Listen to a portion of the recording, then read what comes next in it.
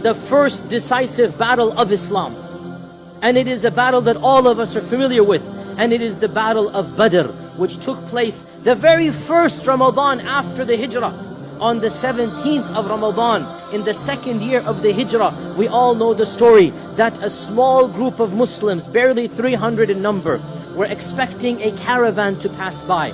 So they were not prepared, they weren't wearing armor. This was a raid on a caravan. It was not an army expedition. And raids and expeditions are two different things.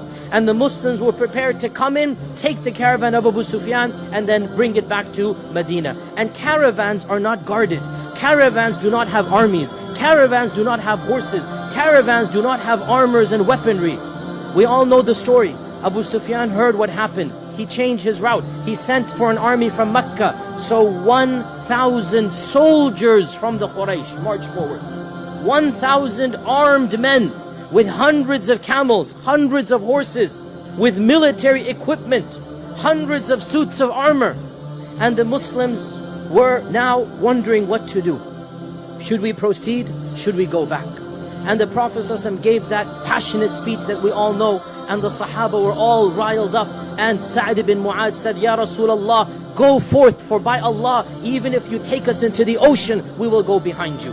And this battle of Badr, the decisive victory that Allah calls Yawm al-Furqan, the day that truth won over falsehood, it took place on the 17th of Ramadan. On this day, the icons of kufr, every single major icon of kufr was either killed or died right after the battle of Badr. And the Muslims barely had a scrape. Barely 2 or 3 people died, and the Quraysh had 73 prisoners of war taken to Medina. This day of Furqan, Allah subhanahu wa ta'ala reminds the believers that on this day, Allah had promised you would be victorious over one of the two groups, either the caravan or the army. And you wanted the caravan because that was easier for you. But Allah subhanahu wa ta'ala had wanted something greater than that, so that the truth can be manifest over falsehood. This day of Ramadan, 17th of Ramadan, was the first victory for the Muslims, and not coincidentally, it occurred in the middle of the month. And the lesson we learn from that victory for us this Ramadan, the lesson we learn is that, you know what, we might not be fully prepared. We might not be fully prepared for that month. How many of us now are trepidating, wondering, how am I going to fast? But just like the Muslims were not prepared for Badr, but when Badr came, they stood up for the challenge.